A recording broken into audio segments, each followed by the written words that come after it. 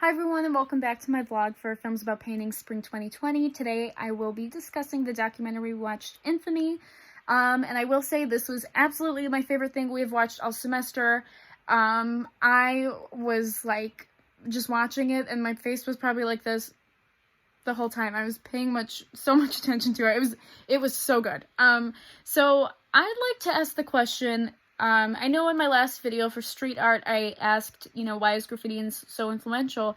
I want to ask the question on why tagging and, things like that, what does that serve for society? And I would say those are different questions, because graffiti is influential in the way in which anybody can see it, and, if anyone can see it, can we dive deeper into that? And I know I already talked about how graffiti on private property especially is a way to say, hey, I'm here too, and is a way for minorities to express themselves in spaces they aren't accepted in, if that makes sense. We could talk about systematic racism for days, but I'd like to specifically talk about, though, what graffiti does serve then as a society, in our society, if we see it all the time, and what it can remind us of, which is ultimately democracy and challenging the status quo. But I want to talk about that in light of Infamy, so tune in. So with trying to understand tagging as way more important than just writing someone's name, I'm going to be answering a couple different questions here. And again, like the last video, they'll probably all have similar answers. But ultimately, what is the implications that we gain from graffiti and also from seeing it, everywhere, and what does it serve? Not necessarily influential, again, because that's the, why it spreads, what's the purpose of it, but this is more so what graffiti means to us. So I'm looking at an article called Graffiti Art of the Tag from ABC. And they're talking a lot about, what, pretty much the question that I'm asking. So, from this article, I'm quoting, it states that just like political and protest graffiti that was once prevalent in our cities, in today's image-based culture, tagging serves as a reminder that in a democracy, there will always be a way to challenge the status quo, seek notoriety, or simply engage in anonymous public mark making. And that reminded me a lot of Earsnot, and I really liked him. I ended up Googling him later, and I'm very interested in him and where he is now, because he's kind of dropped the name Earsnot, which is interesting too. But he pretty much says graffiti is accessible. Tagging, he loves the idea that everyone can see it, that it's public, and he wants it to be for everyone.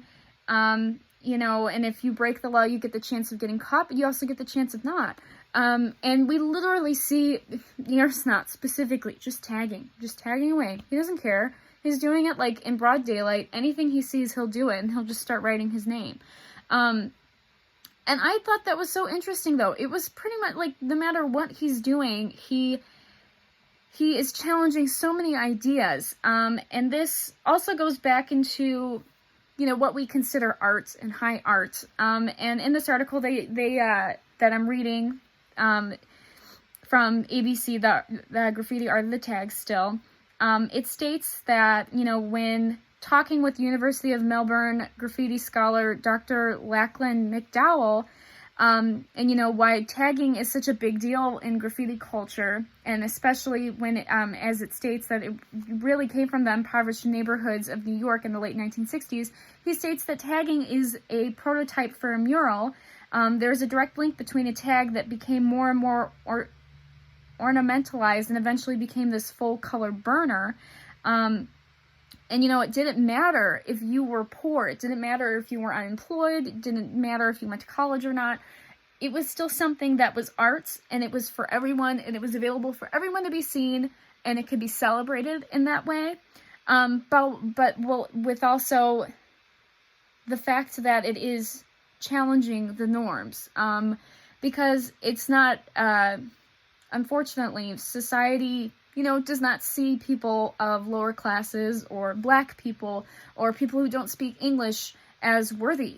And that's really unfortunate, but that's the America we live in, I guess. But it's the fact that graffiti can defy those barriers, and it is forcing both the people that are represented by that graffiti, but it's also a kind of an in-your-face response to the people they are challenging that, you know, are the ruling class. And I think that is what is gained from tagging, because it's almost like taking that back, if that makes sense. So what I also like about this article from Graffiti Art of the Tag, a lot of questions are raised too. So the fact that, as I quote, that graffiti, you know, specifically tagging, it's considered mindless vandalism and it challenges our ideas of property ownership. And then the article writer also states, have we been preconditioned to dislike tagging, or is it an activity that has little or no aesthetic value? To that I would answer, I think we have been conditioned to dislike tagging because I think it deals a lot, again, with systematic racism and what we define as art, and considering that graffiti is primarily, like many black people are a part of that, it's the idea that that's bad then. And that's awful. It's awful, you know? And it's the fact that that is the art that we see more from people of color in general, because, you know, if we look at all the other art that we've talked about this semester, they're all white people. And this is kind of like the first time we're ever talking about black artists. And, you know, it's very unfortunate that graffiti is automatically associated with crime and black people. You know, and it's sad that black art cannot exist without it being criminalized in some way. So that is a big deal. And so that's why I think tagging is so important, though. It's taking back whatever pre-existing opinions or beliefs on someone's life that you have. That's why graffiti's, like, I don't know, I think it's so cool. But I guess that answers part of my question so far. Let me get into it a little bit more. Hi, I know I turned the light on. The sun started going down, so otherwise it was literally dark, like pitch black in my room. But anyway, so I wanted to ask the question as to why graffiti, you know, when I ask what it serves in society, I also want to ask why people hate it so much. And I unfortunately stumbled across this terrible, uncomfortable article to read, and it is by Jenna Ernsting. I'm going to call her Jenna. And it's by, the article's called Opinion Graffiti Should Not Be Considered Art.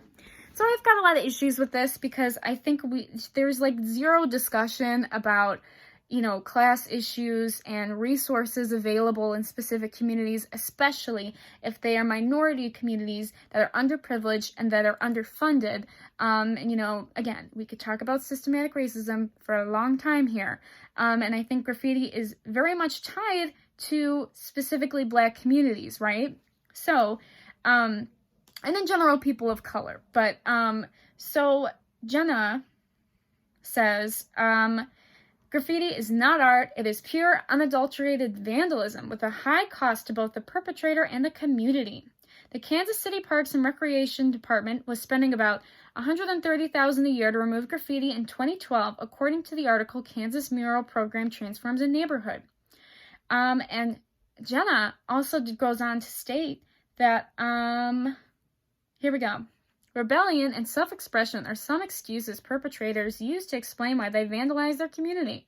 Wouldn't a sculpting class be a much better outlet for self-expression than defacing a public wall with paint because some prepubescent teen is feeling emotional? Jenna, here's my issue. So if you want people to have a sculpting class and they have no money, how are they supposed to afford it? But their town chooses to spend $130,000 on getting rid of vandalism. Can't that money be maybe placed somewhere else for that prepubescent teen that's feeling emotional to maybe take a sculpting class that, you know, is affordable? Maybe that's free.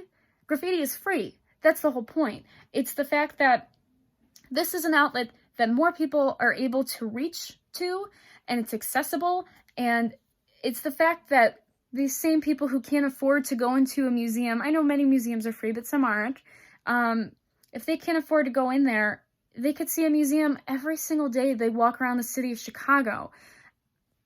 It's getting me emotional a little. It's very angering, if that's a word. It very much upsets me reading this Jenna article, because I think she doesn't get it. I don't think she understands the way in which some people in communities do not have any access to these types of resources, and it all comes down to funding and, you know, what they, you know, what their family life is. You know, are they allowed to do art at home? Some parents might see, you know, their sons doing art as them being gay, and they'll kick him out of the house instantly. There are so many levels of this as to why people will turn to graffiti that is so public, though. And it's just very frustrating. And there is, you know, it's when we call it, you know, I understand vandalism is bad, okay? Like, I'm not encouraging anyone to go and deface everything. Like, you know, obviously there are certain things that should not be defaced, like the Holocaust memorial, you know, but who would do that? But it's the idea that we are taking, you know, it's almost like there's any way to criminalize Black people, and in general, people of color. But again, you know, when something is so closely associated with Black people, it's better to say Black art than just people of color. That's very generalized. But, you know, when you criminalize every single thing, then they have nothing. It's all taken away. It's all, you know, it's the white people getting angry that Black people exist. And I think graffiti is a reminder of that. Seriously. And reading something like this from Miss Jenna over here is very, very upsetting. It's a form of art that she doesn't understand.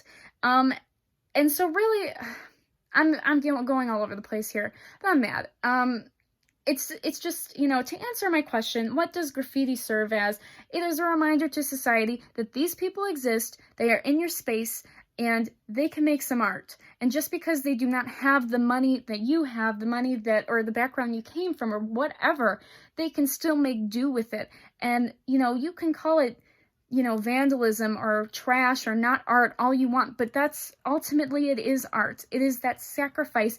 And the fact that it is challenging norms makes it so much more, like, enriched with everything, you know, compared to just, you know, nothing against the Mona Lisa, but there's a whole story behind, you know, just a throw up or a piece on the wall. You know, if you look at some of Earsnot's work, even just Earsnot's tagging, there's a story behind it. And like he said, when you see like an entire,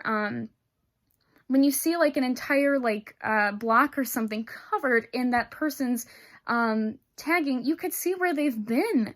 It's movement in a way too. And I think there is no other art that can reach that type of accessibility and, you know, implication across anybody that sees it. You know, it's everywhere you go.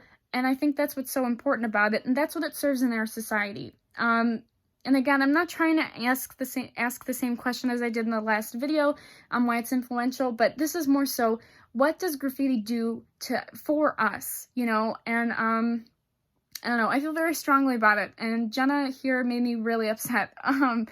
But yeah, so that's pretty much all I have for this week. And again, always stay safe, wash your hands, and thank you for watching.